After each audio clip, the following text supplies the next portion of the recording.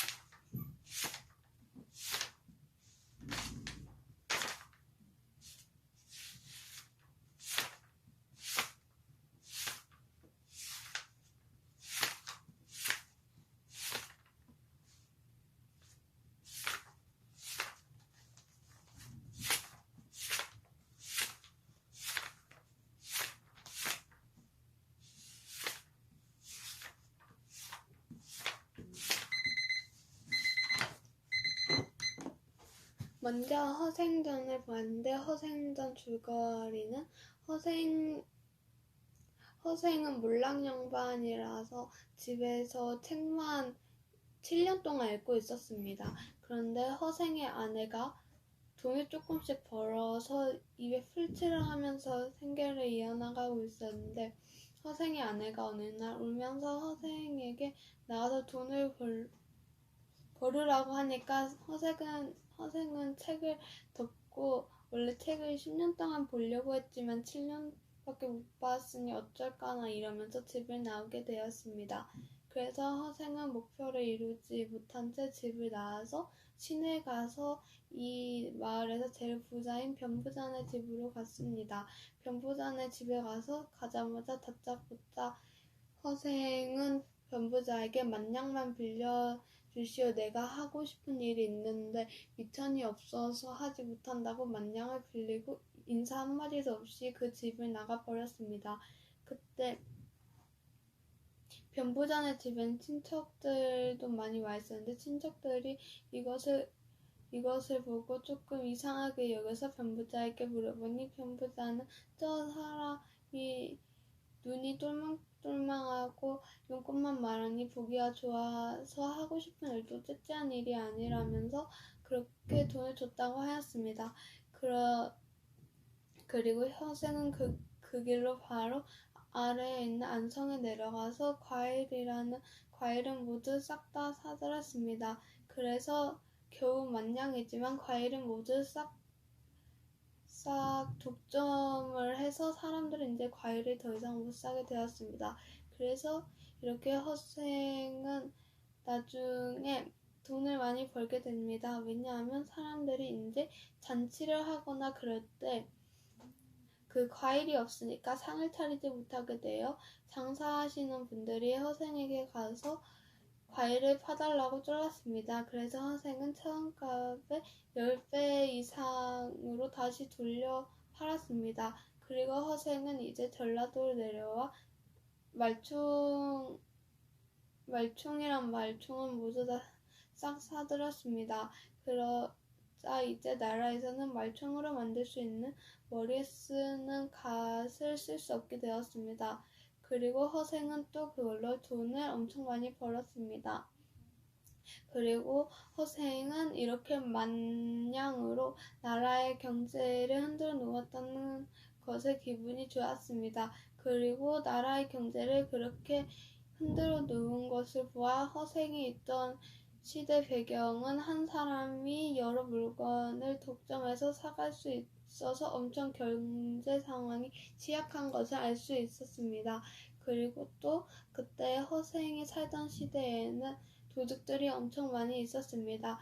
그 도둑들로 보아 허생이 살고 있는 시대는 살기가 어렵고 의지할 사람이 없는 사람들이 많아져서 생계를 이어나갈 수 없는 사람들이 많아져 사람들이 점점 도둑질을 많이 해서 도둑들이 때로 많이 몰려다녔습니다. 그래서 나라에서는 도둑들을 찾으러 다니려고 했지만 도둑들은 잡히지 않았고 도둑들도 무서워서 산속에 숨어서 지내게 되었습니다. 그래서 허생은 바다로 나가서 섬을 알아보았습니다. 무인도를 알아봐서 기름진 땅이 있는 무인도를 찾아서 도둑들을 불러와 도둑들에게 돈을 나눠주고 도둑들 아내와 소를 한 마리씩 데리고 오라고 하였습니다. 그래서 도둑들은 그 무인도에 가서 큰 마을을 차리고 잘 살고 있었습니다. 그렇게 허생은 또 많은 돈을 벌어 돈이 100만냥이 되었습니다. 그리고 허생은 이제 다시 그 무인도에서 나라로 돌아오면서 100만냥 중에서 50만냥을 버리면서 누군가 주워가겠지 하면서 버렸습니다. 그리고 나라에 돌아와 남은 50만냥을 또 자신에게 쓰지 않고 다른 배고픈 사람들, 가난한 사람들, 의지할 곳이 없는 사람들을 위해 썼습니다. 그리고 나머지 10만냥이 남았습니다. 그렇게 하고도 그래서 허생은 변부자에게 또 찾아가서 이제 돈을 갚으려고 하였습니다. 변부자는 10만냥을 받고 매우 깜짝 놀랐습니다.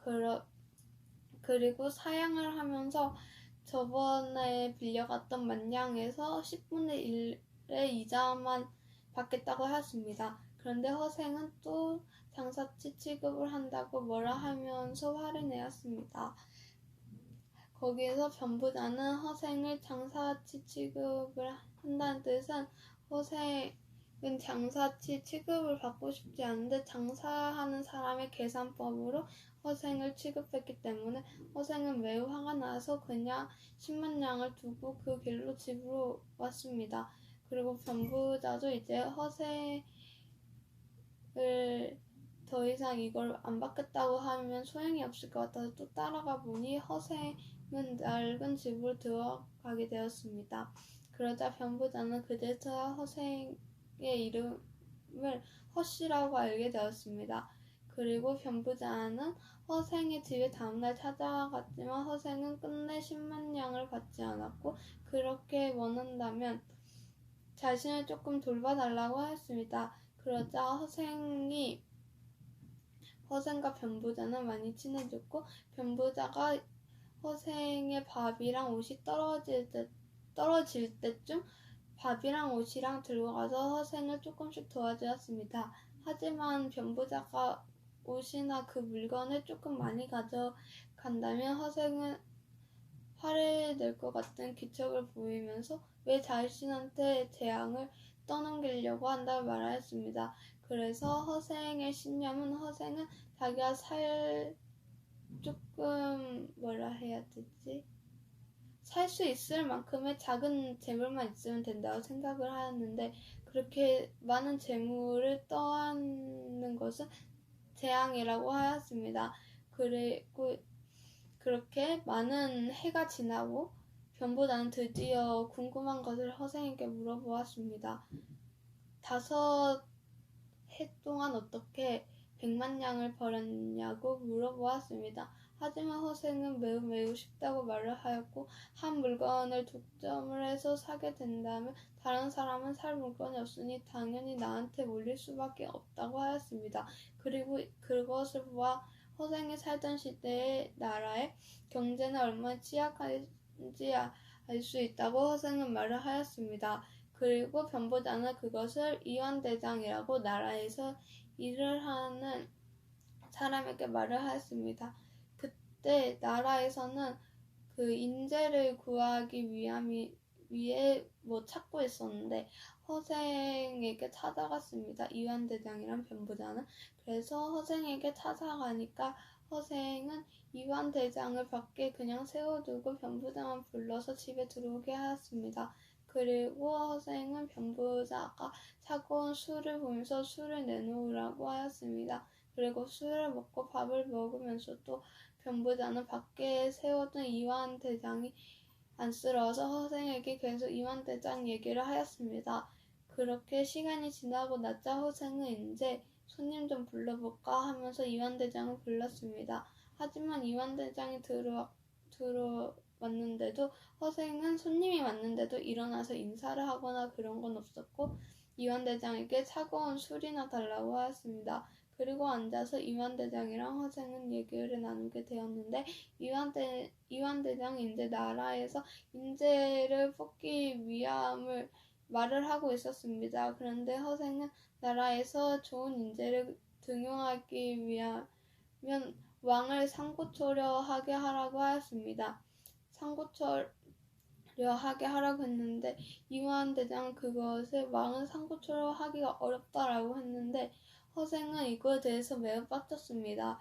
왜냐하면 이완대장이 나라에 대해서 그 좋은 인재를 뽑겠다고 하였는데 그거에 대한 의지나 실천이 전혀 없었기 때문에 허생은 매우 화가 났고 양반들이 이제는 예법만 찾고 원래 해야 할 것을 찾지 않고 예법만 찾는다고 하면서 허생은 나라의 경제가 얼마나 취약한지 알게 되었습니다.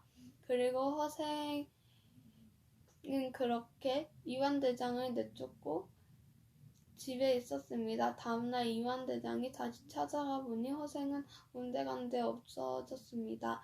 그렇게 허생에 대해서 작가가 의도하고 싶은 말은 양반 계층을 비판하기 위해서 그렇게 지어진 거라고 하였습니다.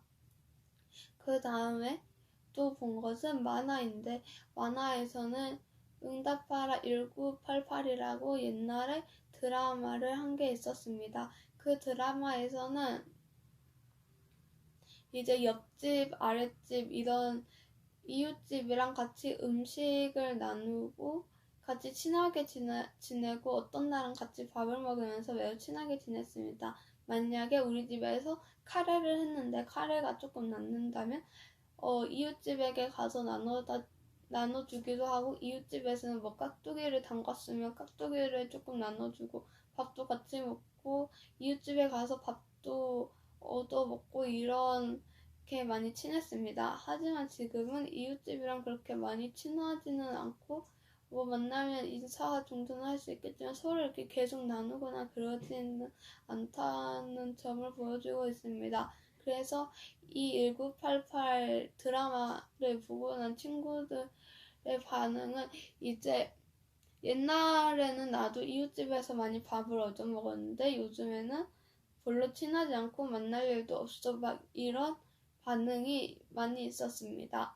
그리고 그 다음에는 어떤 시를 보았는데 그 시에 대해서 친구들이 토론을 하고 있는 내용이 있었습니다. 그리고 그 시에는 봄을 주제로 한 시가 많았는데 그 시에서 봄은 뭐 마음을 녹여주는 봄, 마음의 무거운 쇠붙이 같은 걸 없애주는 따뜻한 봄으로 많이 표현이 되어서 매우 따뜻하게 느껴지는 시들이었습니다. 이상입니다.